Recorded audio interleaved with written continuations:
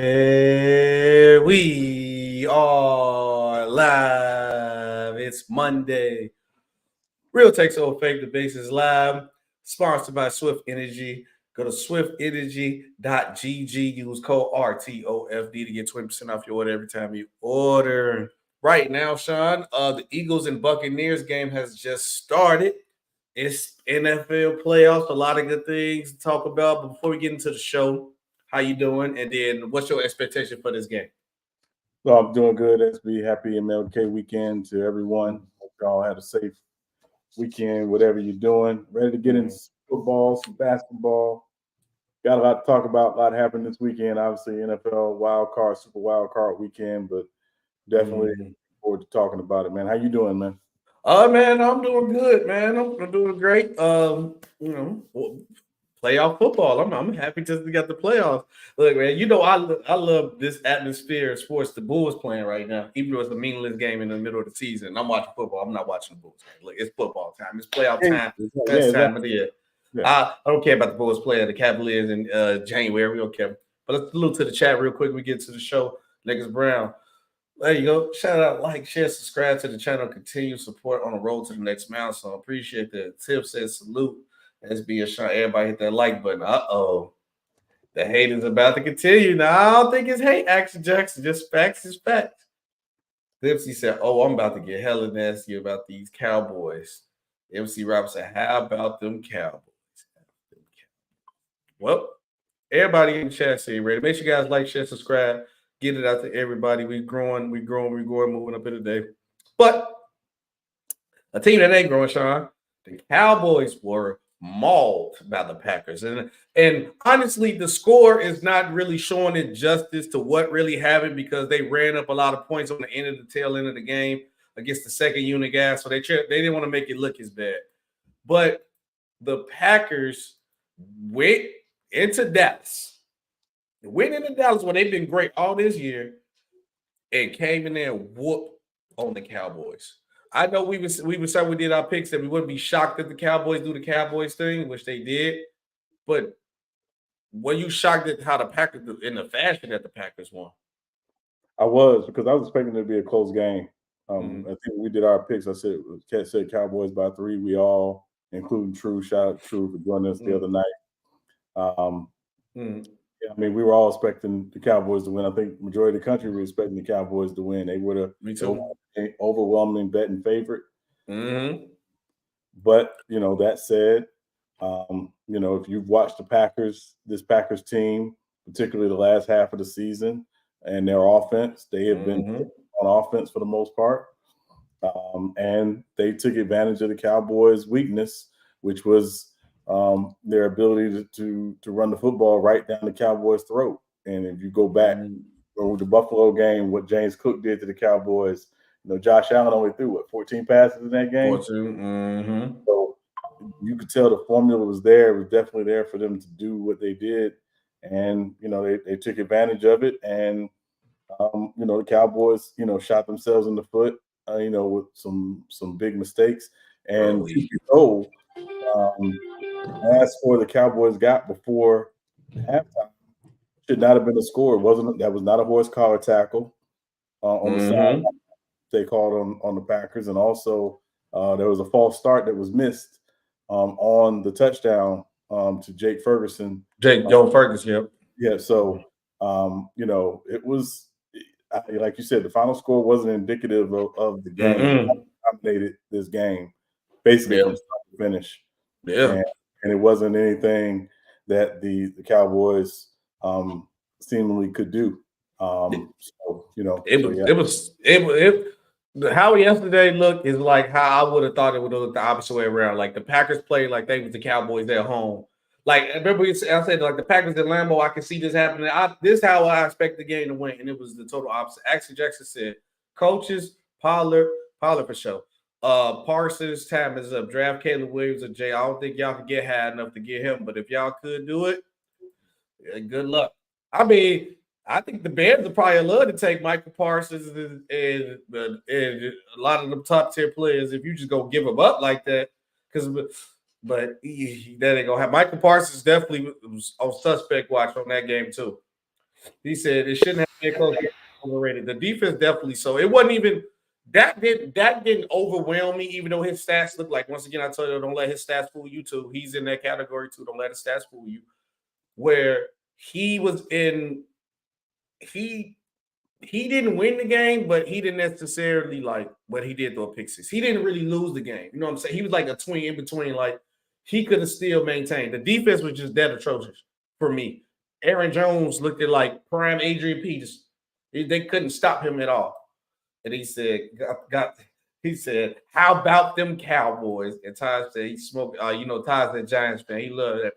But for me though, Sean, the main person I blamed was Mike McCarthy, because the Cowboys did not look prepared for this game. They came in, thought, oh, this is just the Packers. This finna be sweet. We coming off there winning the division half. We got it off over the Eagles. So winning the division must have been a Super Bowl, because you came in here like you had a hangover for like two, three nights. Y'all popping champagne or something. So I'm pointing directions to him, because it did not seem like he had them prepared. What else? What's the best thing to do for a young quarterback who has been gaining his confidence? I would have deferred more to them going all in to stop Jones and say, Jordan Love, you just gonna have to beat us. Well, what was crazy, and there was a couple times where, and again, Jordan Love does have, audible ability over that offense, right? I mean, they don't, which is good. One thing about that offense, and I think Aaron Rodgers complained about it early on, that offense is really, a lot of the looks, they're setting you up to hit you later on. Mm-hmm. The problem was, to your point, the Cowboys could not stop the run. So even, when it got to the point where, it's clear that Green Bay's setting them up to hit them later on, there was nothing that could be done. I got to be honest with you. I don't usually want to laugh during a football game. Oh, no, I was laughing. Yeah, but I mean, I've decided when I need a good laugh, I'm going to watch a Cowboys playoff game or a Tyler Perry drama when I need to laugh. Because I ain't gonna lie, it's a comedy special. it was a pure comedy special, and again, it was a symptom of, we've been saying this for all season. SB, we don't judge the Cowboys on the regular season. That's not the litmus test for them. Mm-hmm. We judge them on the playoffs, and this is now 28 years in a row. 28. Mm-hmm. They have not seen an NFC Championship game. Yep. So, at the end of the day, and it was really interesting, because I know we got to talk about it, but some of Jerry Jones' comments, but, this was just, again, I don't think anybody was expecting this. No. I was expecting a close game, but I was not expecting this on any level. For those who are watching, Bucks are up 3-0. Eagles have the ball now. So, yeah. Now, I'm glad you brought up Jerry Jones, right? And this was the part we have to talk about right here. And I see you guys in the chat. Adams said, how about the Cowboys? Hey, look, I see that Eagles profile picture. Y'all playing right now. I say be humble now, because y'all can mess around and lose too. Eagles got to lose next for Taj. I will let that go as well, but he has a no trade clause, $60 million cap hit. Y'all just got to go ahead with it. Jerry got to go, bro.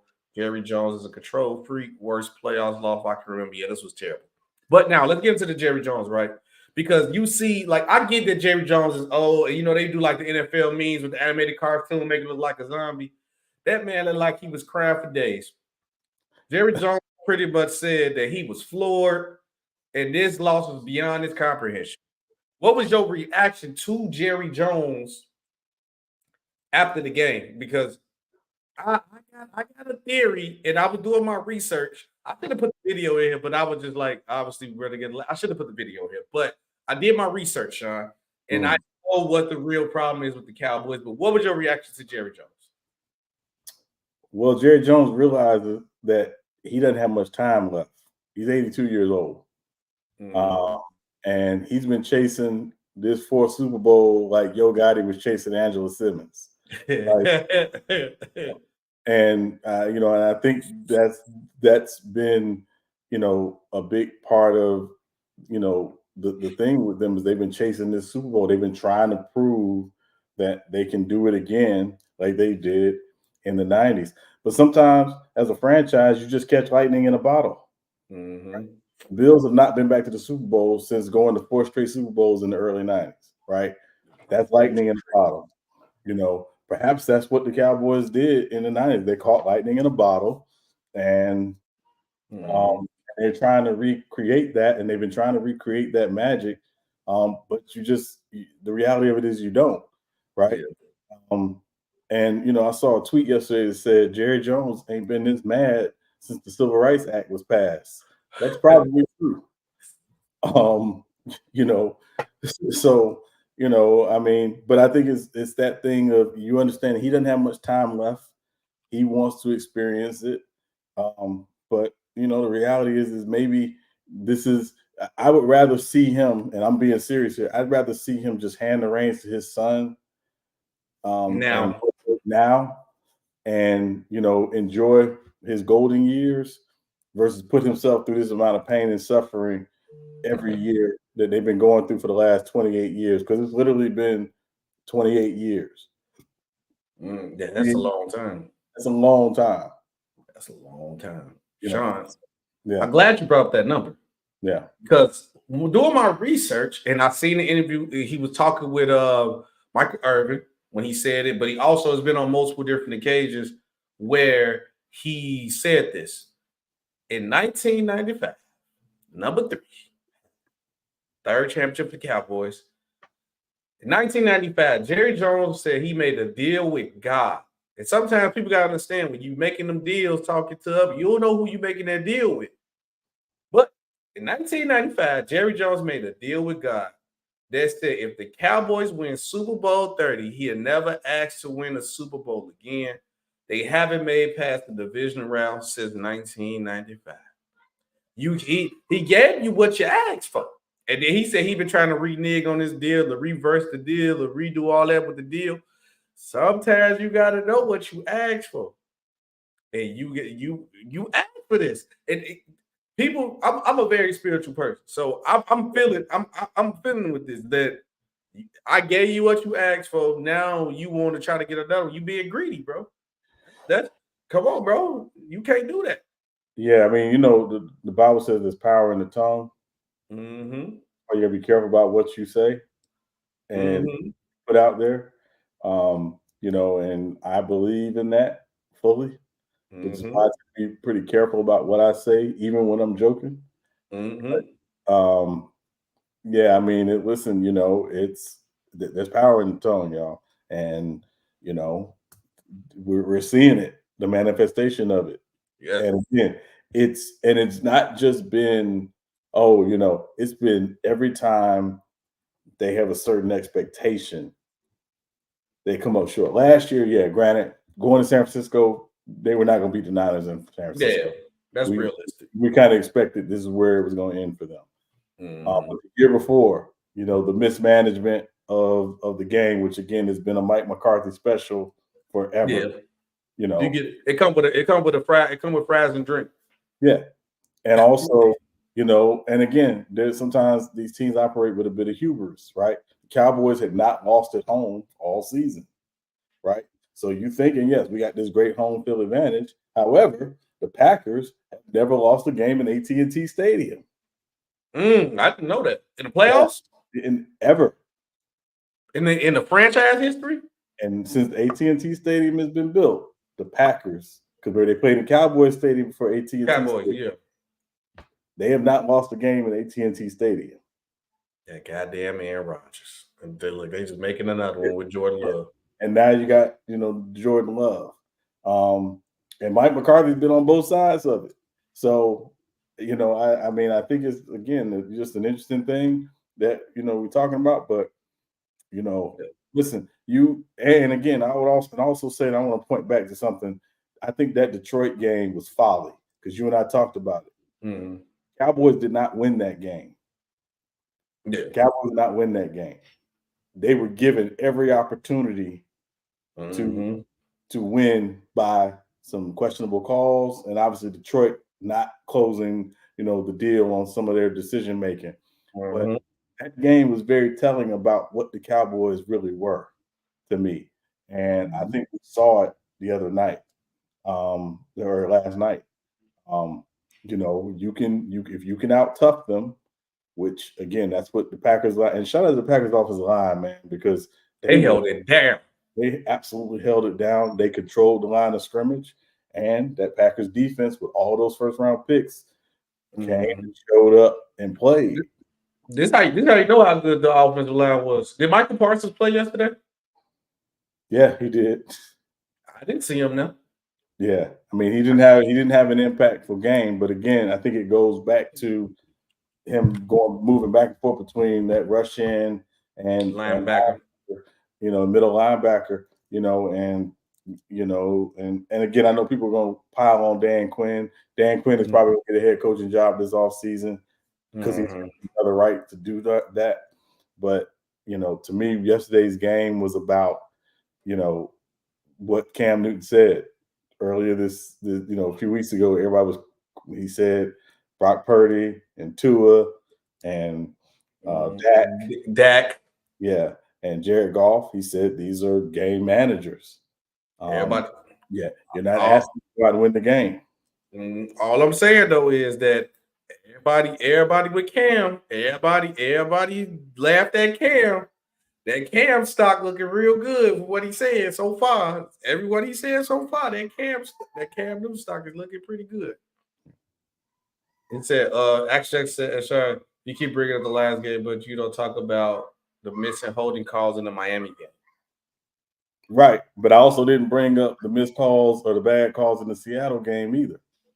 Come on now. The Lions game because I think the Lions game was very telling that in a win you can still be exposed. Game, but they were exposed in that game. Yes, there was. Now I agree too. But also, let's look at the bright side of this because I don't know how the Packers keep doing it. I don't know how the Packers keep developing these guys. They was on and off Jordan Love, and then lightning in the bottle hit, and that man been on the street. Jordan Love was near perfect versus Cowboys, delivered in an upset win. Like I said, the Cowboys should have focused in. I know they had problems with stopping the run, and the Buccaneers just scored a touchdown too. Yes, David Moore, 44 yards. David Moore, 44-yard touchdown. Ooh, boy, if them Eagles lose, I bet my one homie will not be on the game tonight. But Jordan Love goes 16 for 21, 272 yards, 3 touchdowns. And like I said, the Cowboys should have committed to stopping Aaron Jones because Aaron Jones, like I said, was looking like Adrian Peterson out there. 21 carries, 118, 3 touchdowns. And once you give that up with the back so much, now you got to commit to run the back. Now Jordan Love is like, oh, yeah, it's easy pickings. Dot here, dot pass here, dot pass here. Oh, play action here. Now you scared of it. You don't know. You so scared of the run, you're going to get hit by the play action every time. But what did you see from, like, Jordan Love? What did you see for Jordan Love? Is like, is we going to keep seeing this, or this just because it's against the Cowboys, or what?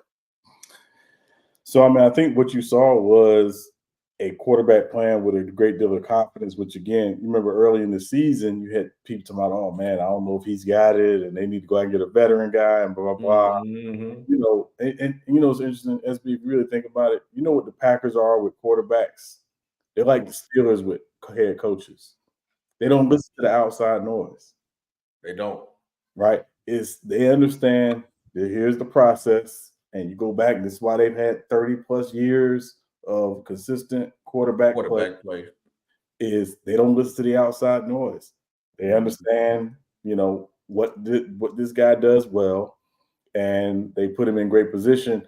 Also, what I really noticed, and I only watched a few Packer games this year, was his ability to throw from different arm angles. When he's on the move, especially, he's not overly dependent on his legs, but you can tell he can buy time with his legs, certainly. And again, he was seeing it, but again, go back to what the Packers do well. They set you up. A lot of their looks, a lot of their motions, a lot of their formations are setting you up. They're going to give you the same thing later in the game, but it's going to be something totally different that comes off of it because that's what they do. And so, yeah, to me, if there was any questions about whether or not Jordan Love is the true quarterback of that franchise for the future, it is today. It's done.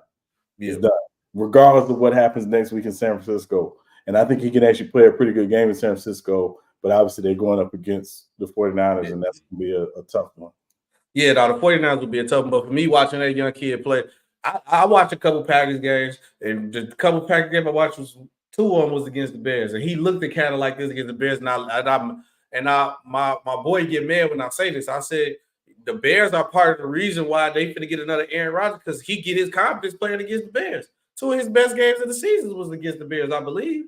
And I'm like, the more and more y'all helping build this guy confidence up, because like you said, the Packers do a great job at developing quarterbacks and don't let the outside noise get to them, because it was more of the outside people saying getting another quarterback. You never really heard it coming out like the Green Bay media base or the Green Bay camp saying that's going to change the quarterback. They was like, no, we're going to give him time. We're going to rock with him. And they did a great job with that. They set him down for a couple of years. He learned. Now he's ready to play. And Jordan Love, I can't understand, man. And I don't know if you saw this, but I saw a clip of Alex Brown. You remember Alex Brown, who played for the Bears, was a defensive end for the Bears for a long time? He was on last night talking about it. And he said, y'all going to get mad with me? He said, because this is going to seem blasphemous, but he said, that's the kind of quarterback I want. Talking about Jordan Love. Yeah, I'm not mad at that. And, when a Bear says that, because the Bears and the Packers, obviously, we know that's the longest rivalry in the NFL. We ain't before a Bear to say that about a Packer. I'm not a diehard Bears fan, and I hate the Packers. If you out here, you don't rock with the Packers no matter what, unless you out. I told you, if you ever meet somebody in Chicago and they say they like the Packers or rock with the Packers, he will backdoor you. Don't go nowhere near them. Don't go nowhere near them. You can like every team in the world, but you choose the one side that's the sworn enemy of where you stay at, just to talk smack to people in your city, or just they will backdoor you. They will snake you. They will bite your hand. But I want to talk about this too, though, Sean. And this is one of the main topics I wanted to get into on the show. The young quarterback, because everybody quick to go with the let's go get a vet, like you said, or go get this guy signed a contract. Because people got mad at Atlanta for not going for Lamar Jackson, which is what you could question that, because Lamar Jackson, but you got to sign him to that big contract. And when the guy from Atlanta said we didn't want to necessarily sign that big contract, so we stick with the young guy, Desmond Ridder, because we thought we found that guy. That's understandable. But then you go look at what Denver did, Russell Wilson, clearly not working out. But then now I go look at Jordan Love, who developed still on that young man contract, the young man contract. Just got a playoff win. Led the Packers to 10 wins. Then we go to C.J. Stroud. He just signed in his playoff, beat the Browns, one of the best defenses in the league. Just signed in his game. He's a rookie. How are you feeling about this young era of QBs right now? I think these guys are coming in the league definitely more prepared, just from a game play standpoint. Like a lot of the concepts that they run in college are, being obviously used in the NFL. And even high school, you're going to 7-on-7 camps younger, you're going to these passing academies more. These guys are coming in and showing that they got moxie. But I think the big thing is, and I know we got to talk about Jared Krause a little bit later, but the organization structure and the organizational ability to recognize how to support this young guy matters, right? Because again, it's very difficult for a talented person to be successful in dysfunction. Yeah. Look at Bryce Young. Yeah, look at Bryce Young last year, right? We still think Bryce Young has a lot of talent.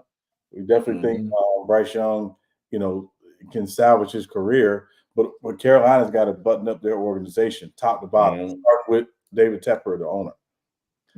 Throwing drinks on people when you're at the top of the organization. Yeah. Come on now. Yeah. What type of example you said? Yeah. So, and again, I understand the heat of the moment, whatever, blah, blah, blah. I get it. But you, the owner, you held to a different, higher standard. Simple as that. So, I think that's really what it comes down to is we've seen CJ Stroud, and obviously, in his situation, because Houston has been a mess for the last couple of years, even though last season under Lovie Smith, they didn't win a lot of games, obviously, but they were showing they were starting to try to get some of that organizational stuff cleaned up under Lovie Smith. That's forward. You bring in DeMeco Ryans, you draft CJ Stroud, you draft Will Anderson, you start to put together a group of guys who really want to be there and want to be a part of what they're building. Is important. And Jordan Love, obviously, we know his story, very similar to Aaron Rodgers, late first round pick, got a chance to sit, to learn. But when he got on the field and he got his chance, he took advantage of it. And again, it's them putting the right things around him. Aaron Jones, having Aaron Jones behind a young quarterback helps. Yep. And, and Devin Singletary ran the football very well the other day for Houston. That helps. That's a good back too. That's a solid back to have too. Yeah. So, because I'm trying to look at I hope I get a list of like all the quarterbacks by age, but CJ Stroud is young. Let me see, and should we do under 25? I want just the list of quarterbacks. Quarterback ranking. Let me see. No, this is the draft quarterbacks. But I know we got what? CJ Stroud, obviously Jordan Love, Herbert. I think Mahomes is like a little older now. He's older now, yeah. Yeah. I'm trying to think. Hold on. NFL quarterbacks by age. So I want to look this up real quick. How old is every NFL quarterback? Okay. Oh, this is old. Okay. Trevor Lawrence, 23. Tua, 24. Jalen Hurts, 24. Herbert, 24. Lamar Jackson, 25? Yeah. Oh, Lamar Jackson? I think he should be older by now. What was this article? 26. 26. Okay, this from last. So put a year up. Okay, so 20. But this, like, a long story short, I'm saying that the league is in good hands when it comes to like young quarterbacks. And sometimes, like even with the Browns, what they're going through with Deshaun Watson, yeah, you could go get that vet guy, but you're going to have to pay him to the top dollar. And you ain't really developed this guy. He got to come in, learn a new system, start fresh. You better hope he actually fit in and it works. And you better hope he don't get injured. Like Russell Wilson, it just didn't fit it in and work. Deshaun Watson, he just been injured. And now he just think about how does it look that you took this other team's starting quarterback who was elite, took him, and then the old team that he was on came and beat you in the playoffs. I think sometimes it might just be best to develop your own young guy. That's what I say, Sean. I think it just sometimes might be best just to develop your own guy. Yeah, but you gotta have the organizational structure to do that. Agreed. Right, and that's really what it comes down to. What I always tell people about a young quarterback is, again, this guy can have all the talent in the world, but if you don't necessarily have things buttoned up in your organization, you don't have consistency with your head coach, who's a big part of why you chose this young guy. Same with your GM, same with the rest of your front office, ownership, quarterbacks, coach, all that stuff. If you all over the place and just, it can be damaging to a young quarterback. And I think, again, that's why, because, again, a lot of times when a new head coach comes in, that head coach says, hey, I didn't draft this guy. This is not my kind of quarterback. Mm-hmm. Right. So all that stuff needs to be tied together. No, I agree. Like, do you think Patrick Mahomes will be Patrick Mahomes? He didn't go to the Chiefs? No. Agreed. I'm trying to think what about Joe Burrow? If we go to the Bengals. I mean, I think he's shown, obviously, that he's had some success in Cincinnati, but also Cincinnati's had success with quarterbacks. They had Andy Dalton for a long time. Success with. They had Carson Palmer, who they had success with. So they've shown, particularly in this millennium, they've had success with quarterback. And again, I think a big part of it is just where they go. The Bengals tend to be very patient. They don't usually make a lot of changes and stuff like that. So, all that stuff matters. I got a question around this time about a certain guy we're gonna talk about later. So I'm gonna say that question. I know I'm gonna remember once I see his name. But obviously, let's keep it going with the Cowboys. With McCarthy playing as bad as he did, I said playing, coaching as bad as he did, obviously it's gonna open up Pandora's box. And I feel like, because remember, True brought up a statement, and a lot of people's going crazy on that short, that if the 49ers don't at least make it to the Super Bowl, they should fire Cal Shanahan and hire Bill Belichick. Now we're looking at the Dallas Cowboys. The Dallas Cowboys could possibly be in there, because I'm like, this opening a batch of coaches and all these job opportunities that's open, you have to look at that, and you have to be nervous where you have a good team and don't get it done. Because a guy like Bill Belichick is out there who can come take your spot right now. Jim Harbaugh, who's a great coach, who can come take your spot right now. But I'm going to ask you, should the Cowboys hire Bill Belichick if possible? And would it work?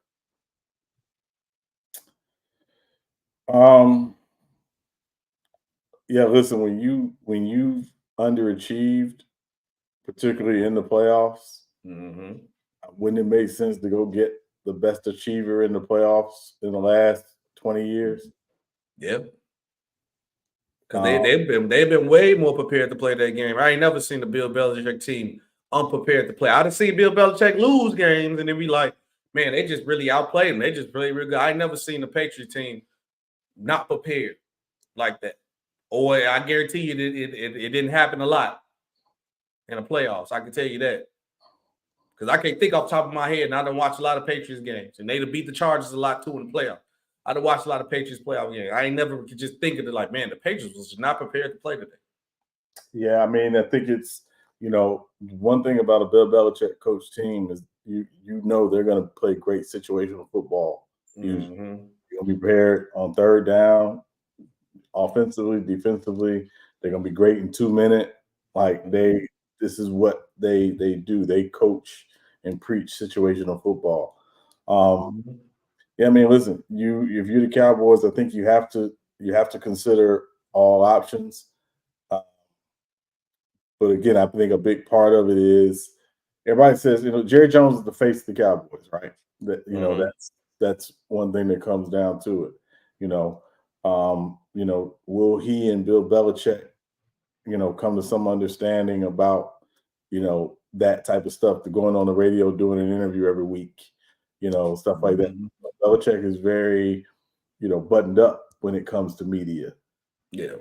Jerry is not, so, and you go back 20 years ago when they hired Bill Parcells, I think Jerry did do a good job of at least, giving Parcells the control that he wanted and needed.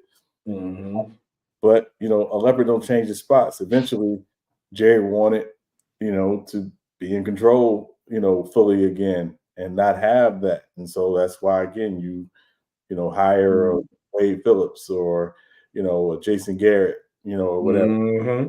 Want that, or Mike McCarthy. So, it'll be interesting to see if they do it. My feel is Bill Belichick still ends up in Washington. Possibly. With Atlanta kind of being outside looking in, but I think it'd be Washington. And I think Washington will give him everything that he wants without question. See, for me, hold on, look at this. See, Sturdy comment. Sturdy said that Mac Jones playoff game, the pass well prepared. I mean, well, Mac Jones is your starting quarterback in the NFL. I don't know how much preparing wouldn't even help him. He said that was the last playoff game. Trust me, I don't think preparation was their problem in that game. You can go back and look at the tape of that one. I don't think preparation was the problem with that one. But for me, obviously, should the Cowboys hire Bill Belichick? Of course, if there's a possibility, Bill Belichick, like you said, has been winning a lot the last 20 plus years, and the Cowboys have been losing a lot in the playoffs in the last 20 plus years. So, an antidote to that, obviously, is a guy who did the opposite of what you've been doing. But Jerry Jones won't get out the way, and I don't believe that he won't let Bill Belichick do his thing. For Bill Belichick to be in the Cowboys, Jerry Jones will have to be out the way. Don't get me wrong. You can't let Bill Belichick have control of who's on the roster because you're going to have a bunch of slow receivers and all type of other players like that. But when it comes to coaching and everything they had to come to do with the team and how the team is ran and what he want to do the day-to-day with the team, I think that will be the only way it works. But I don't think Jerry and Bill could coincide together. So I can't see it happening. And I would prefer Bill Belichick to go to the Chargers, maybe. Go with have a little talent with him. And I'm not just saying that because I'm a Chargers fan, but also I could also see if he's going to the NFC. And if he go to NFC, I would prefer him to go to the Falcons too. So that's just me. I see him going to the Falcons. Yeah, I think it's going to be interesting, right, with the Chargers. And obviously we'll talk more about these openings, probably Friday if possible. But I think what's going to be interesting with the Chargers is the cap situation and, what GM can come in and help clean that up. Because a lot of guys playing for the Chargers, and we know the Chargers have an immense amount of talent who will not be back next year, not because they don't have talent, but just because the cap is just really ridiculous, out of control. Yeah, no, I agree with that. But speaking of something that went out of control, the city of Detroit, for good reasons, went out of control yesterday also because the Lions spoiled. Matt Stafford returned to Detroit and won their first playoff game in 32 years. So somebody broke that one curse. The Detroit Lions did. So, what was your reaction to that game? Seeing the Detroit Lions finally winning the playoff game, and then against the Rams too. So you can't write these type of stories. Salute Lakers if I.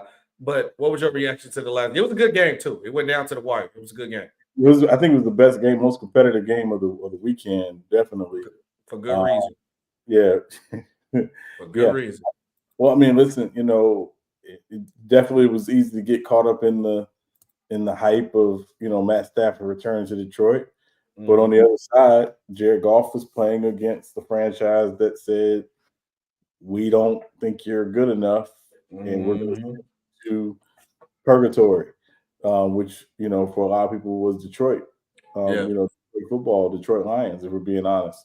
When you break a playoff drought, and, I know quite a few Lions fans, and I mean diehard Lions fans, so you got to really be diehard to be a Lions fan.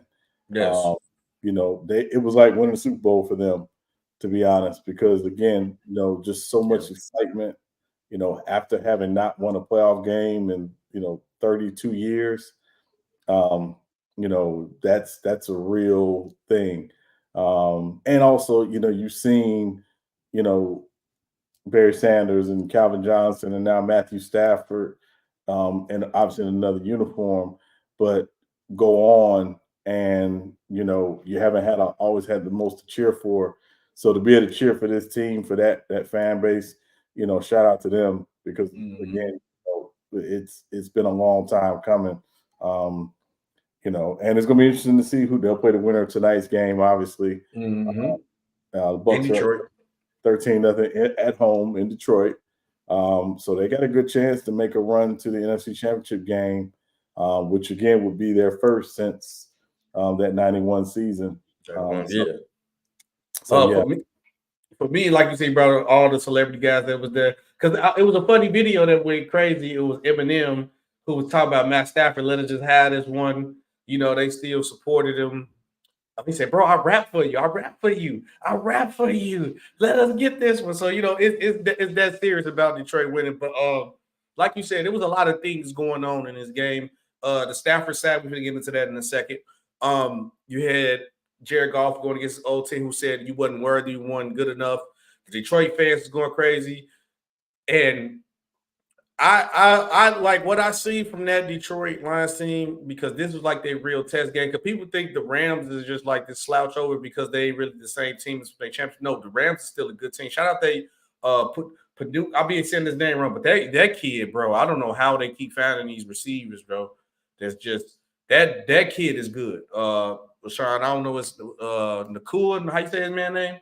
Puka Nakua. Puka Nakua, bro, that kid is nice. He's gonna be good for them. I don't know how they keep finding these. Well, I don't think because with the last name like Nakua, I don't think he's white, but I don't know how they keep finding these non-brother receivers and it'd be cold. That's what I was saying. Non-brother receivers. I don't know how they finding these. I don't know what Allen or what Starbucks or what Trader Joe's they found these white receivers from, but they good. They man, them boys are cold. But great scouting, and obviously, they understand what they're looking for at that position. Fifth round pick. But but it was a great win for the Lions, though. In general, great for the franchise. I was actually happy to see them win, and this was a good test game because to get over all the adversity, all the emotions up. So now you can come into this next game against either the Buccaneers or the Eagles. Because you can't even really necessarily say would you prefer to play the Buccaneers or the Eagles. The Eagles ain't been looking the same, and I'm looking at the Buccaneers, like you said, they up 13-0 right now on the Eagles. So you might not want to play them either. So it's going to be a tough game here and there. But what I also like that was established for the Lions too, like obviously, their run game was great. Just Jared Goff poised and making all the timely passes that he did. Like I think I want to tip my hat more to like Jared Goff because like anytime any pass they need to be made, he made them all the time.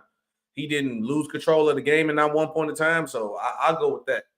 But the other guy we want to talk about, Matt Stafford, because Matt Stafford was pissed. His wife was pissed because they was established from the jump. I don't want to see no Matthew Stafford jerseys coming into this game. Right. Understandable. It's the playoffs. We know y'all love Matt Stafford. When Matt Stafford went for the Rams, a lot of Lions fans supported the Rams just because Matthew Stafford was there. Matthew Stafford gets to the game. He gets booed. I was shocked that he got booed, but he gets booed. I'm gonna tell you why I'm shocked he got booed. Just a second. But he got booed. He was flustered off there. His wife and everybody was mad. So then after the game, after they lost, they asked him how did he feel about it. He just said, I'm happy for the players on the team. Pretty much he wasn't happy for the fans. He was kind of, pissed. For me, Sean, okay, but about the booing thing, I'm saying I'm shocked that he got booed is because I know how much Detroit loves Matthew Stafford. I was just thought like, they would have just been like, it just been even kill, you know what I'm saying? But I give credit to the Lions organization for keeping the fan base focused on, look, we have a task at hand, it's the playoffs. Now, with Matt Stafford and Matt Stafford family, they got to understand also. That's why I said he set up there looking like a grouch on the podium because he's mad that he lost. But I think Matt Stafford was more mad that he got booed. Because, like, bro, this is the playoffs. They ain't won in 32 years.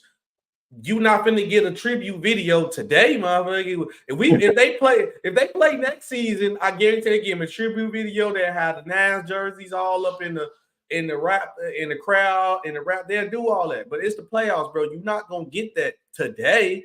So that's why I'm like, that's the part they have. That's what the only thing that pissed me off a little bit. Not I ain't gonna say pissed me off. That I was like confused me that he didn't understand. And I could easily be like, I know Detroit got love for me, but it's the playoffs. They haven't won, and it is totally understandable. So that's what I was confused. But what was your reaction to Matthew Stafford when it came to that, though?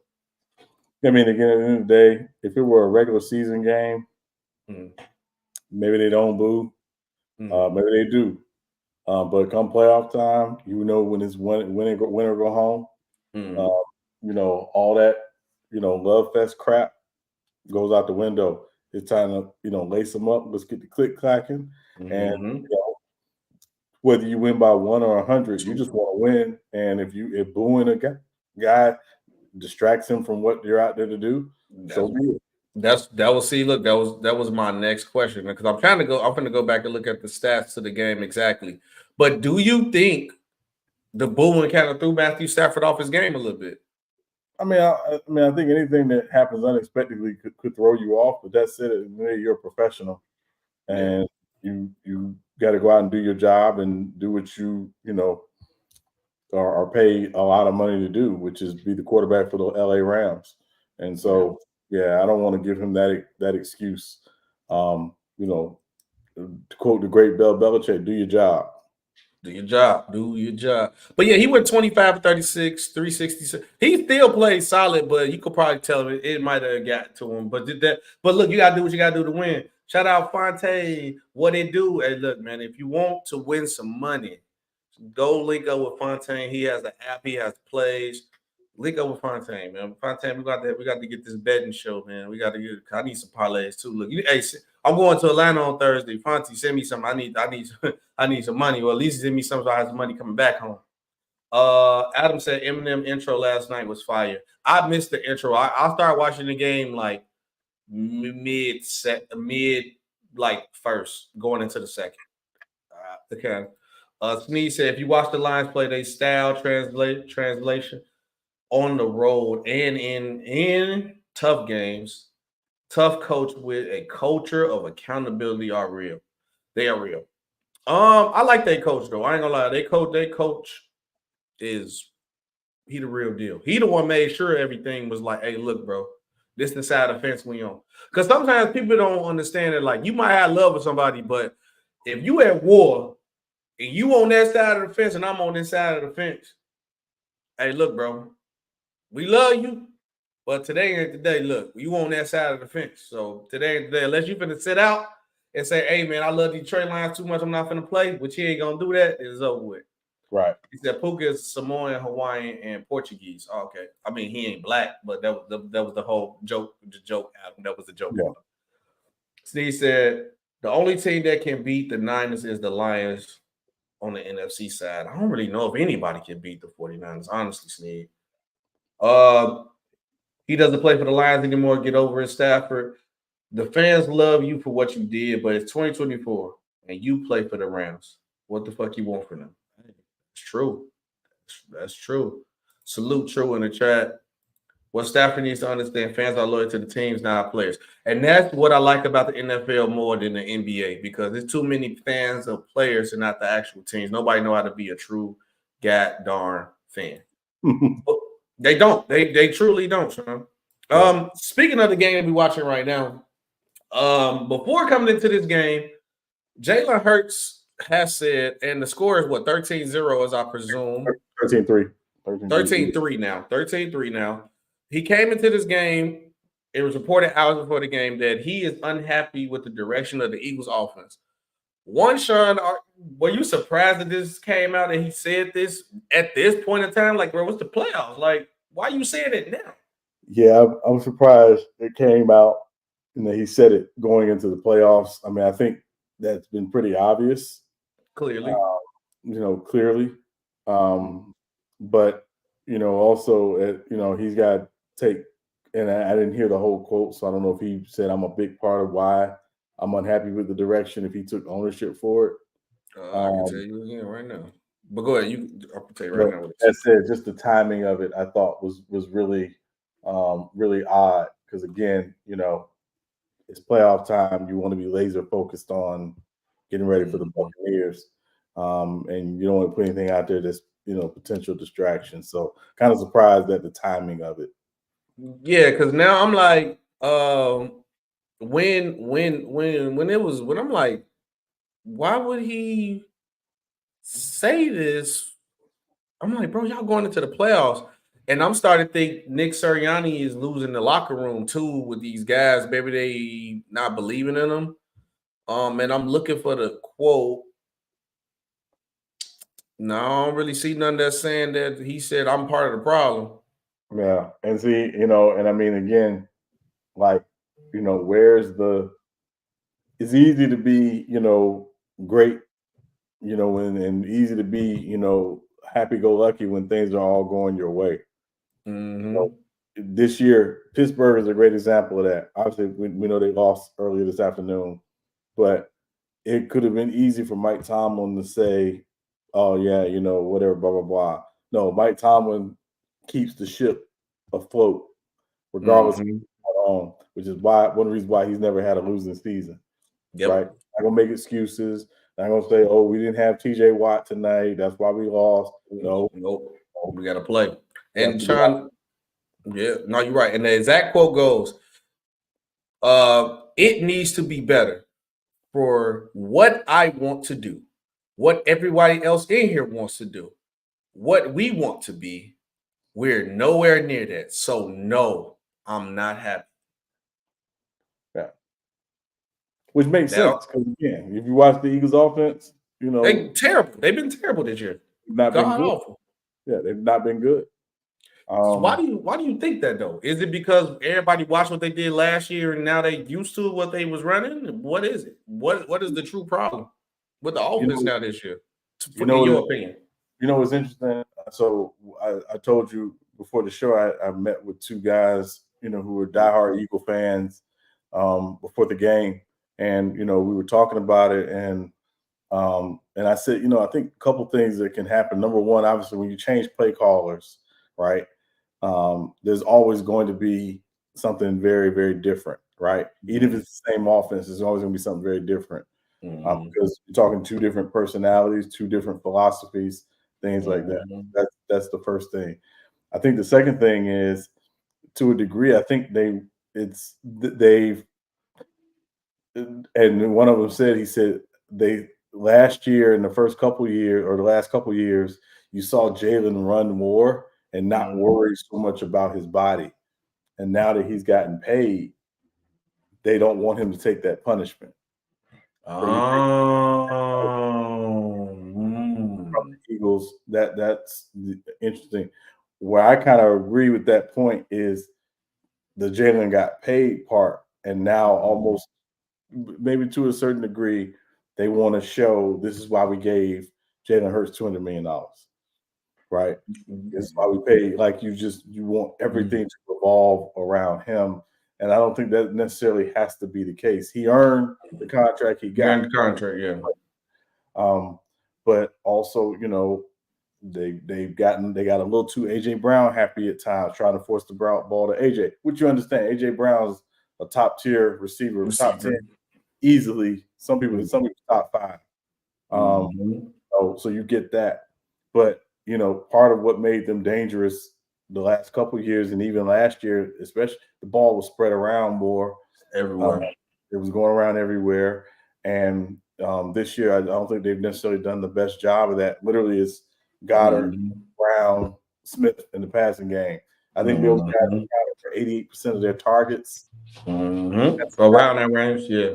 That's not a good ratio when you got other receivers and other tight ends on the team and running backs as well. Which is the other thing too. I don't think they don't run the running back screen game as well as they used to. So I think that's why the offense has sputtered. And then obviously the troubles on the defensive side haven't helped. So they're not playing any level of complementary football offensively or defensively. Yeah, that's he said, "I'm gonna get you a parlay. I appreciate it. Yeah, send me that." Brother, salute, brother. I see you in the chat. Salute, Sneed. I see you cooking in the chat too. Brother say he missed us cooking the Cowboys. Yeah, you got to come, on the dot, be on top of the hour. But 13-3 is the score, and the Buccaneers is pushing the ball down the field as we speak. And I think they got a first. If they get a first, oh no. But they had Baker Mayfield running for first downs on a sore ankle is crazy too. I think the Eagles are just flustered all the way around. But okay, let's go ahead and get into this real quick. We keep going with the show. Jim Harbaugh interviews with the Chargers about the head coach opening. Making it quick. I think he's great for the Chargers. At the end of the day, like you said, besides the cap problems, discipline is the problem that the Chargers always had. I'm tired of being a team that look like we should be one of the best teams in the league on paper, or at least make a push, and then we look like the Carolina Panthers by the end of the season. So I'm tired of that. So I think Jim Harbaugh is the guy. Obviously, a lot of people don't think he's leaving Michigan. After what I say, what happened to your school that you like, Florida State, and the NCAA will try to put the hammer down on you if they could at any point in time, especially now that college players are getting paid. So you know they don't like that. So that anytime you do anything wrong, they're gonna get you. So I don't think Jim Harbaugh is coming back. So Chargers need to execute on this game plan. So I think it's a great thing they're doing it though. Hopefully they can execute it. Yeah, I mean, I think so. I mean, obviously, I think he's going to talk to quite a few teams. The team I think would be the best fit for him outside of the Chargers would be the Falcons. Mm-hmm. I just think they have a better in terms of their cap situation. They do have some talent. They got a pretty good defensive coordinator, got a pretty decent defense set. If he could just get in there and find the right quarterback, and I'm not saying that quarterback is or isn't Ritter. Mm-hmm. We've seen Jim Harbaugh have success with, quarterbacks who look like bust early on. Alex Smith had success with Jim Harbaugh. We obviously know what Colin Kaepernick did with Jim Harbaugh, going to the Super Bowl as well. So, and they have some pieces, young, talented guys on rookie deals, as well. So I think Jim Harbaugh, if I were him and I were looking at the situation, Atlanta would definitely be the one. A little higher on the list than the Chargers. I'm glad you said that too. And I'm keep trying to turn my head. I should just put you on this screen and I can look at you and look at the game at the same time. But I don't know how to do that in the first place. But I'm glad you said that. I told you, like, man, we getting the Shaq and Kobe type chemistry. You threw me the oop right here because no beef, no beef, no shots. No beef. We gotta be LeBron and Wade because I know you like these. Okay, I don't know about D Wade. He getting a statue. But shout out to getting the statue. Hopefully the statue's in a masculine position. That's the main thing. But shout out to D Wade for getting that statue. If we get D Wade on the show and somebody clip this, say, "Hey man, remember?" we go. But nah, man, D Wade, dude. As long as they got no fingernails on the trophy too, fingernail polish on the trophy too. But because I also think if the Falcons was besides the Chargers, I think the Falcons, if I'm anybody as a coach or a great quarterback, I would want to go to the Falcons. The Falcons is perfect. Their defense is great. You got an offense with weapons. You got a back and Bijan Robinson. You got receivers. You got everything you need. You just need a coach and a quarterback. So if the perfect offseason for the Atlanta Falcons is this. If they can find a way to get Justin Fields and Jim Harbaugh, they'd be emotional because Jim Harbaugh works with a quarterback like Justin Fields. Because coming into next season, the Bears have a lot of decisions to make with the number one pick. Caleb Williams just declared that he's going to the NFL draft. And it has been highly noted and highly pretty much shown that he does not want to play in Chicago. Right. And I want to do this right here for people in Chicago that's watching and all y'all NFL fans who are watching the show. Don't do all that extra stuff when Caleb Williams says, I'm not going to play Chicago. I don't want to play here when he get drafted. He won't be the first person that did it. Just go back and look at Eli Manning. And I don't want the media and everybody to crucify him because, he don't have the complexion for protection in Sean voice because when he do this happens all the time. So now, with that being said, where do you think he would go or should go? Well, I guess he can't ask you that because he really don't have no choice. What should the Bears do with now him declaring for sure? Should you still go in the direction to get him or go in the opposite direction? Well, I think, if you're the Bears, you meet with him, obviously as a part of the pre-draft process, and you figure out from him and his team whether or not, he would be, locked in on being in Chicago, right? And obviously you live in Chicago. You are Chicago through and through. There are worse cities to play and live in than Chicago. I mean, to be clear. But around January is bad out here because it's cold. The weather is probably the only issue, and some of the other stuff that we. Yeah. You know what I'm saying? Yeah.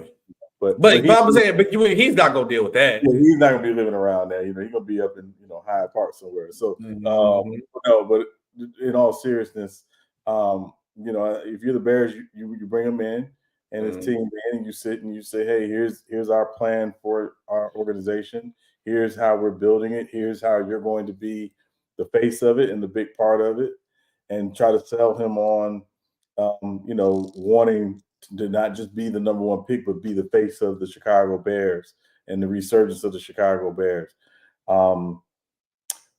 That said, if he's like, no, I don't really want to go to Chicago, I really want to come to Chicago, whatever, you know, that number one pick is, you know, up for sale. And again, if you're the Bears, I don't want to drop any lower than maybe 3. Oh yeah, no, we're not there. No, we're not doing that. Yeah, Because Marvin Harrison ain't going past. He ain't going past 3. I'm telling you right here, he ain't going past 3. Yeah, probably not. Yeah, definitely nowhere lower than 5. Yeah. Depending on, again, the teams who want quarterbacks are trading up and trying to get up to get Drake May or Caleb Williams. So from the Bears' perspective, I mean, you know, a lot of times this is, you know, a lot of years we kind of always know who the first pick is going to be. We don't know because of the Bears being in this unique situation. And until they make, you know, a decision about, you know, Justin Fields, which again, I believe is more of a financial decision than a football decision. You know, we'll see what happens. But in my belief, the Bears are run. They run a draft right now, and it's not even close. The Bears run the draft right now. Sean, you remember I said from our earlier topic, I had a question for you, and I told you I was going to remember because of this person's name. Remember how you said that organizations build quarterbacks, and the organization has the foundation like the Packers are building quarterbacks. Maybe, just maybe, Caleb Williams understanding that the Bears don't have the organizational structure of building great quarterbacks. Do you think that has a part to play with Caleb Williams not wanting to come to Chicago? I would believe it does have a big part to do with it.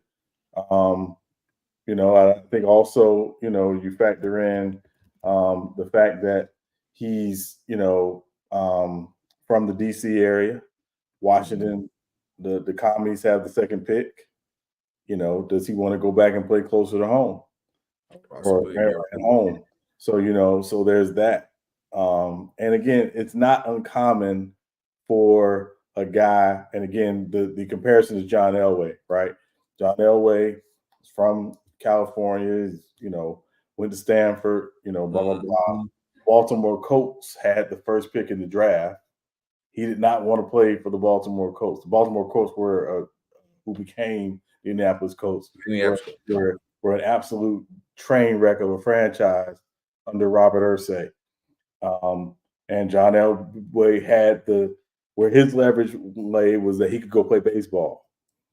And so he had a contract with the Yankees, and he could have gone and play baseball. Well, he forced his way to basically he wanted to be on the West Coast. And you had a lot of teams, you know, basically trying to, you know, angle up and negotiate with Baltimore to get John Elway. Right, I don't think it's going to be to that level with Caleb Williams. Right. But again, I think it is a situation where, you know, when you draft a guy number 1 overall, you want to know that guy wants to be there without any equivocation. And the Bears need to be confident in that. You know, and so, and again, this is assuming that they make the decision to move on from Justin Fields, obviously. You know? And you said the Commanders got the number 2 pick, right? Yes. So obviously he's from here. So what would it take for the Commanders just to move up 1 pick though? Because it's 1 pick. Or do you think they should just take the chance and just not try to go for hope the Bears just don't take them, just take Marvin Harris? Well, so there's a couple things. So I think there's a draft chart that basically assigns a point value to every pick, right? And so let's say the first pick is worth 3,000 points, and the second pick is worth 2,400 points. Well, if you're going to trade up for the second pick based on the draft chart, you'll have to go and look and say what picks add up to those points or more to basically say this is the value that you're getting for these picks. Mm-hmm. So it's not that the Commanders couldn't move up 2-1. It's, do they, are you, if you're the Commanders, and let's say, because the Commanders and Bears already made a trade this year with Montez Sweat. Right. If you're the Bears, do you say, hey, listen, we want your number 2 overall, and we want that second rounder we gave you for Montez Sweat back, and a future, first round pick. Again, it all comes down to that. When very good catch. When the crazy.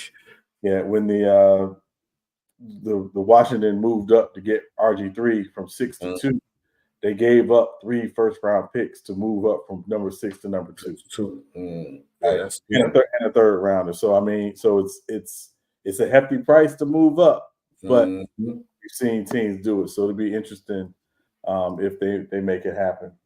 Touchdown by the Eagles too, and they roll. It like you said, it could happen. I think you could probably give up like they first this year, maybe a second. From that next year, maybe a second and a third, but you never know how it goes. So we're gonna have to wait and see.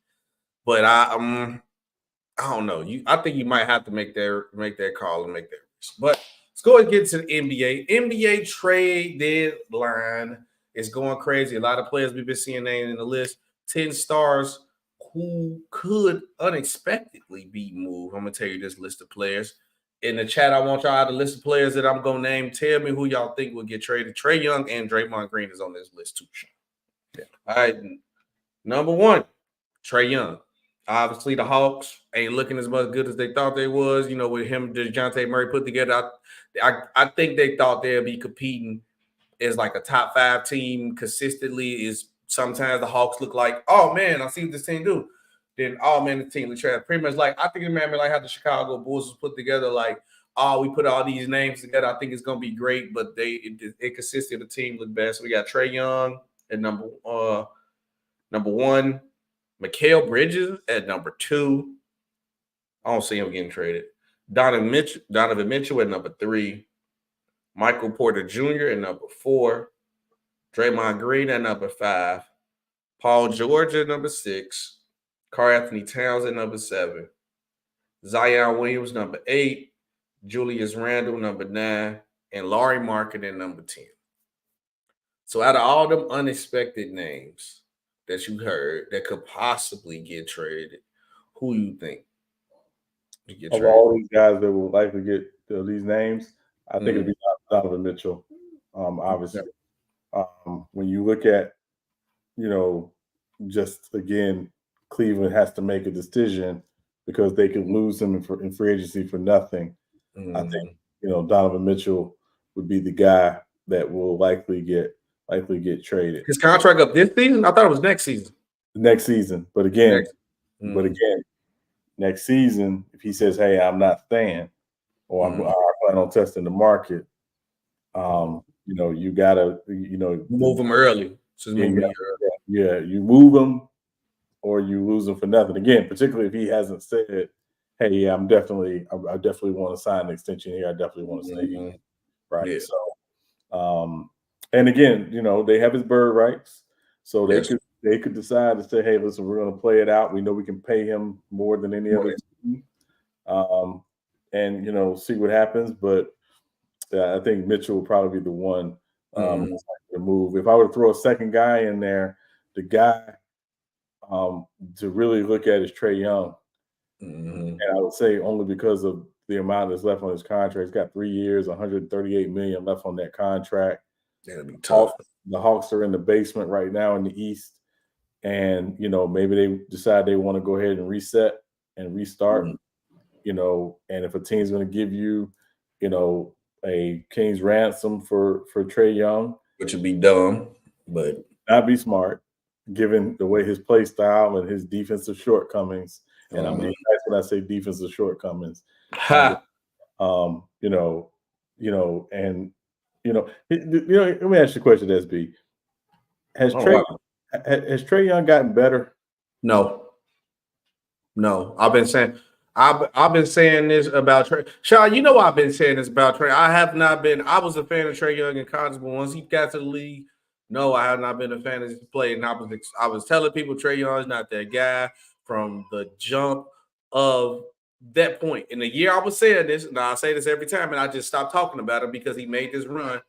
I was labeled a Trey Young hater because when I was telling you about, I said, bro, Trey Young not that dude. I said his shot selection is bad, defensive liability. He only really pass to get assists. He don't necessarily make the right pass unless he get an assist. I said this. The year they made it to the Eastern Conference Finals because Joel Embiid and them boys sold. SB, I told you a hater. Trey Young, this, and that. I'm like, all right, you know what? So y'all think I'm a hater? I ain't gonna say nothing.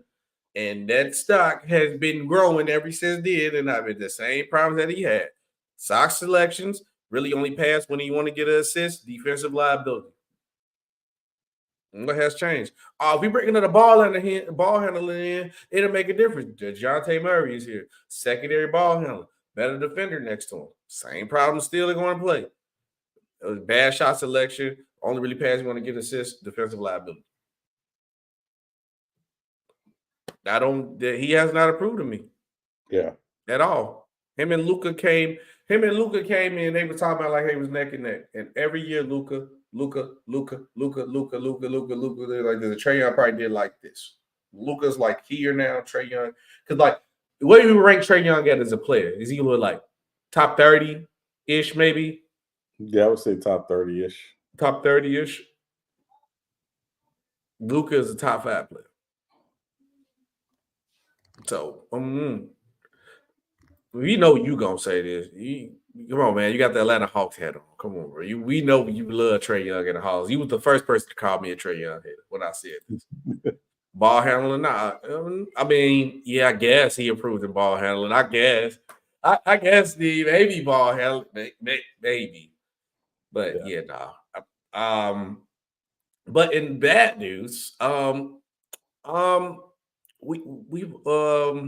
ever seen the movie Hangover, Sean? Yes, love that movie. First one. The other two could have stayed. I'm talking the first. The opening scene. Boom. Ring, ring. Hello. We fucked up. Yeah. That's what happened right here.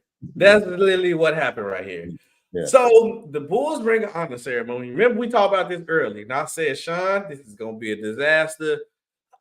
When I said that back then, I wasn't talking about this. I didn't think this was gonna happen. I was thinking because Jordan and Pippen, they was beefing because of the Last Dance. Jordan's son talking to Larsa. Scotty been talking crazy about Mike in the media.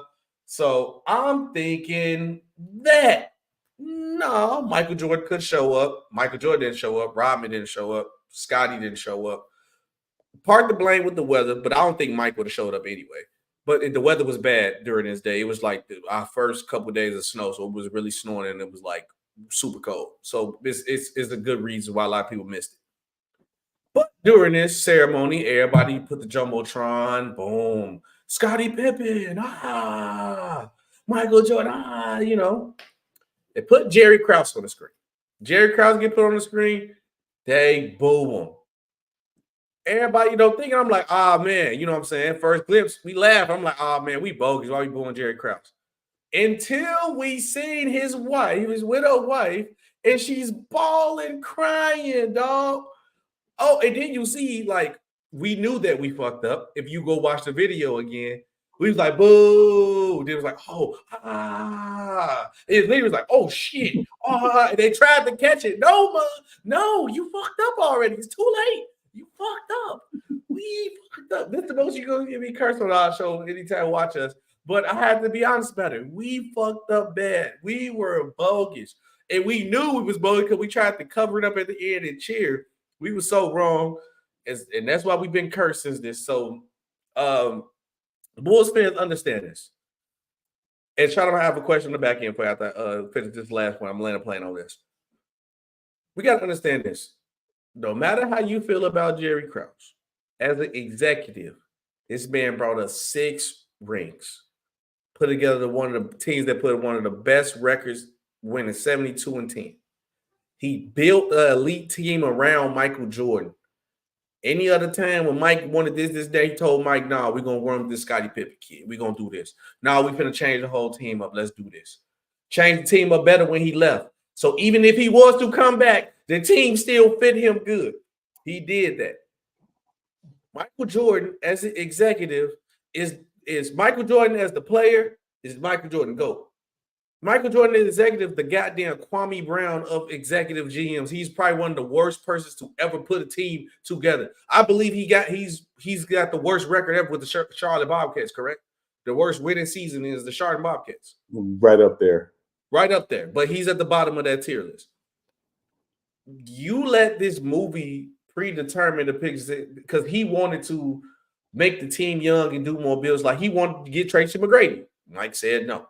And Tracy McGrady ended up becoming one of the great players. Maybe it could have been different if he would have came to the Bulls and they built them up. Mike didn't want to do that. Y'all let this Last Dance movie depict a lot of people differently. You got to remember, it's from Michael Jordan's perspective. Of course, Mike could look a little bit better in the movie. But Michael Jordan also treated people like shit in that movie. Like punching Steve Kerr, for example. But no, we gotta let the Last Dance go, y'all. I'm sorry. Don't boo Jerry Krause. You got people who care about Jerry Krause too, and Jerry Krause actually did a great job, and he's one of the greatest executives of all time. He's gonna be in that conversation, top 10 for sure. No matter what you say, like him or not, he's an asshole. Michael Jordan was. Oh, he's egotistical. Michael Jordan was too. So, Sean, what was your reaction to us booing this? And did the Last Dance? Is the Last Dance to blame for this? Oh, the Last Dance is definitely to blame, but what's the greater blame is number 23. Mm-hmm. Because Jordan, like you said, has never really given Krause his just due. Now, let me say the other side of this is Krause is the guy who couldn't really get out of his own way. Facts. Right? Because he was the guy who wanted to be in the frat, and they were never letting him in the frat. Mm-hmm. Right? Yep. He was, and I don't think he ever really understood that. Mm-hmm. He thought, if I build this winner, they'll love me and they'll appreciate me. And it's like, you ain't gonna be one of the players never. And when you're looking for love in all the wrong places, as Krause often did, that's ultimately what got him in trouble. And why, again, the perception of him may not always be aligned with the reality. Right. The reality is he did his job. He definitely did his job. But part of the job isn't just building a winner. Part of the job is somebody's got to be okay taking the back seat. Somebody's got to be okay not getting all the credit. Somebody's got to be okay. Like Pat Riley. Just doing their job, right? One thing, and you brought up Pat Riley. And they tossed up the Riley way, but Riley do not be in the way. I can tell you that for sure. And also, have you ever noticed how deferential Eric Spoelstra is? Mm-hmm. He's never looking for credit. Nope. He just wants to do the best job he can. And by all accounts, for most people, he's considered the best coach in the NBA. Yep. But part of that is he's not looking for credit. So I think it's just that thing with Jerry Krause. And again, was it a bad look? It was an absolute bad look. Terrible. And it was terrible for his widow to be there and to experience that.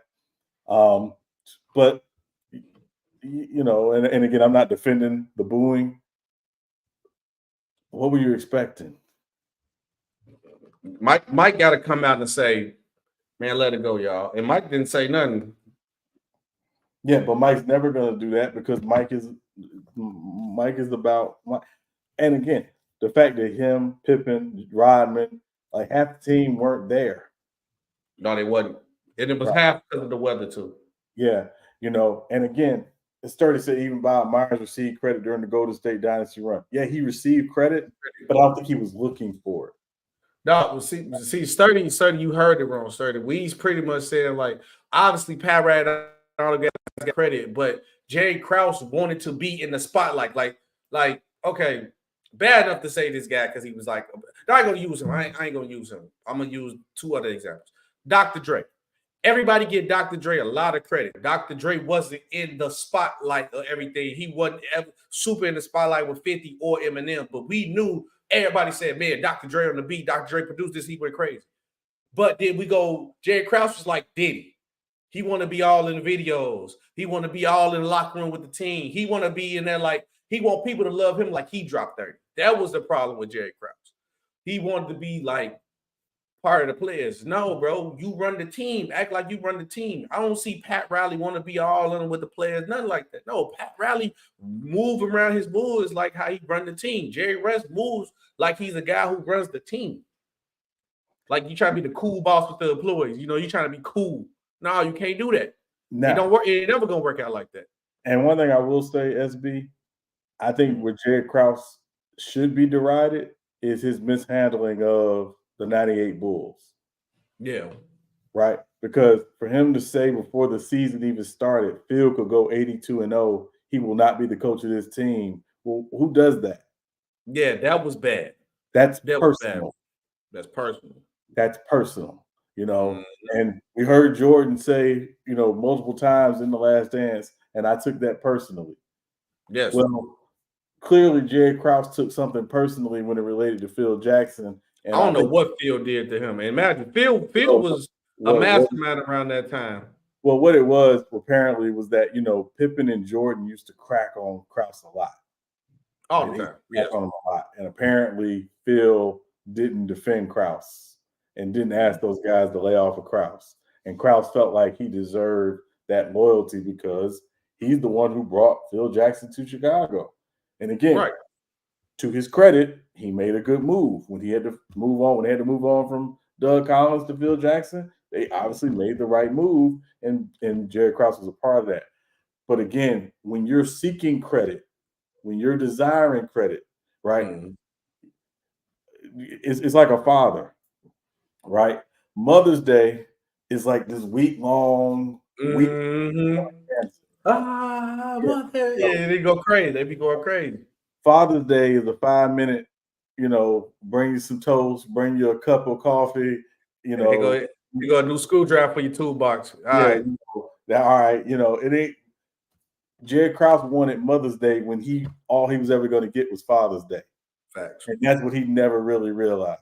So I think that's, you know, telling about Jerry Krause, but also, again, to the point that, you know, he just didn't, you know, somebody's got to play. Somebody's got to be Ringo.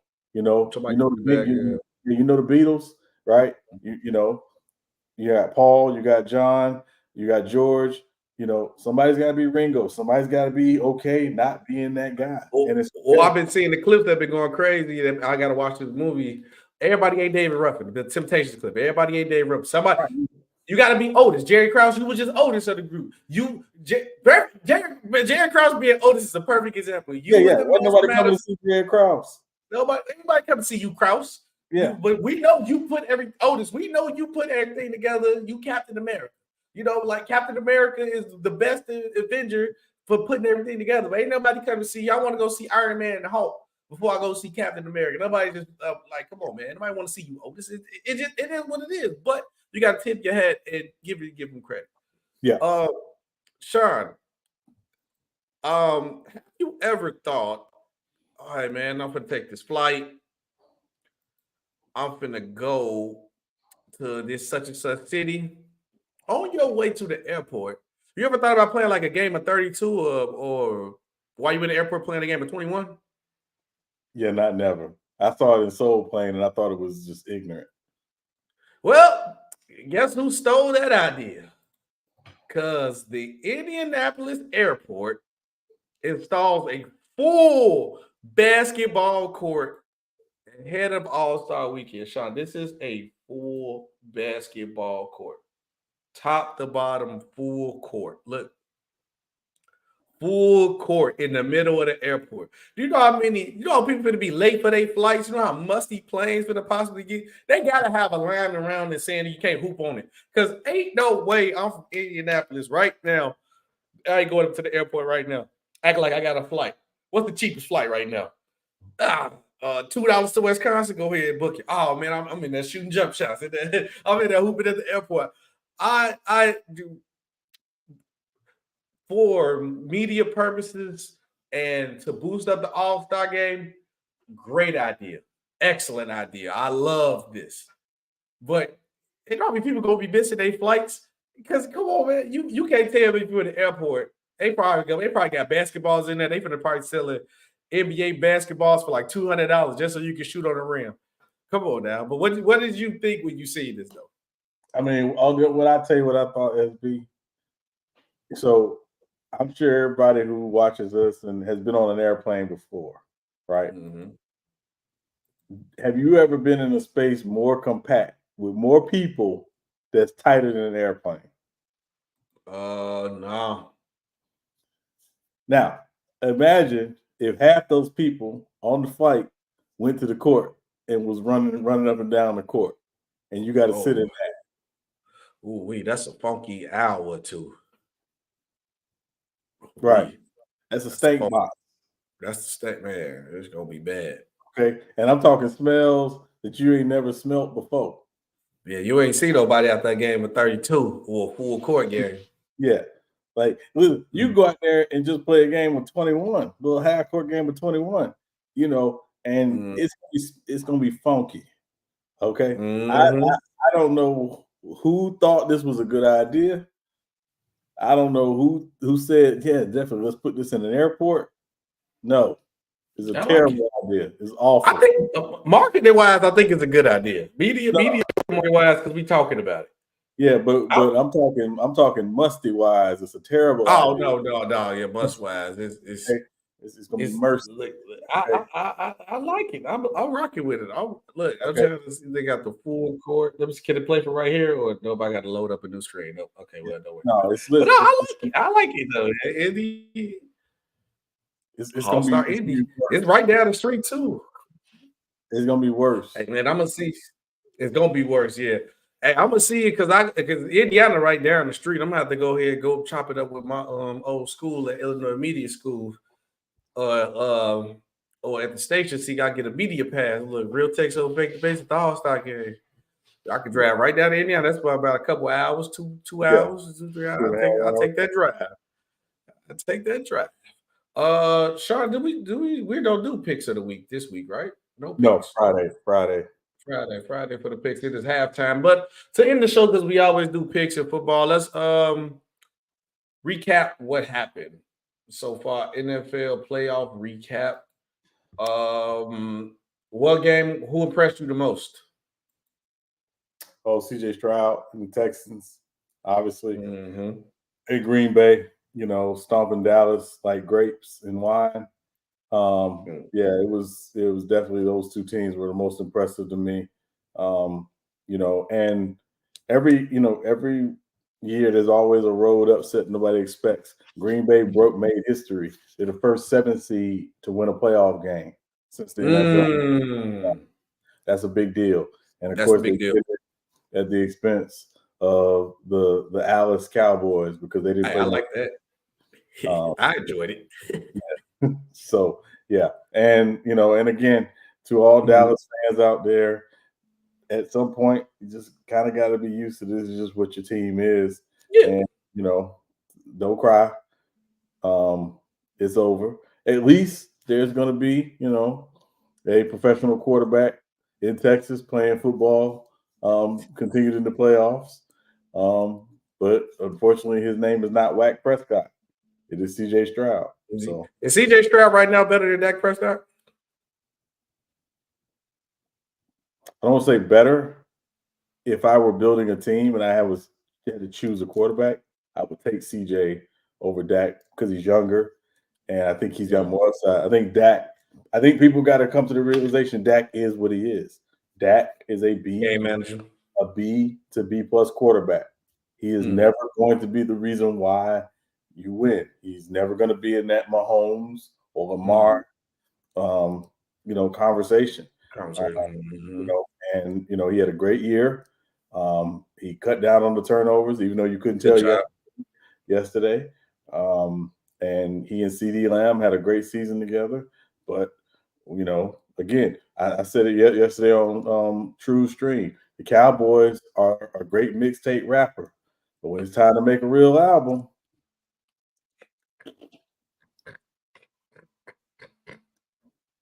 Would it flop? yeah.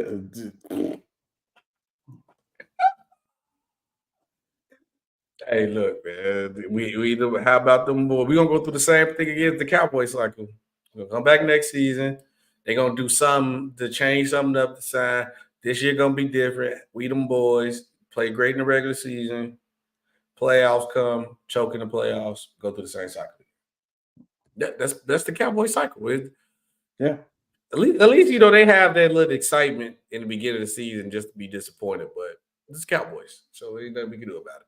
Yeah. But me, for the honestly, I got to tip my hat the same way with you. Like definitely the Texans and CJ Stroud. I've been rocking with the CJ Stroud train. You know, I got CJ Stroud for MVP. Shout out to the Texas defense too. They actually played great. The Texas defense actually did a great job. The Joe Flacco magic was not going to be appearing during that game. And then I was highly impressed with, obviously, Jordan Love did a great job, very poised, composed. And then Aaron Jones, I'm tipping my hat more to him because for him to establish that dominance, to let his quarterback to do his thing, give his young quarterback the confidence to do his thing, because obviously with the Cowboys line in that defense, you expect them to, you know, obviously run through and go get him, sack him early, deflate his confidence, and then that's what I thought the Cowboys' plans would have been like. Try to get rid of his confidence early, and then but also I got to tip my hat to Jared Goff too. All the emotions riding high that game. You going against a team that didn't want you. You got to deliver for the team who ain't won a playoff for 32 years. The pressure's all on you for you to come there and deliver it the way he did. I got to tip it in. Now, Sean, one more before we get up out of it. This obviously we talk about what we like. We got it, and what we was pleased with. What was you disappointed?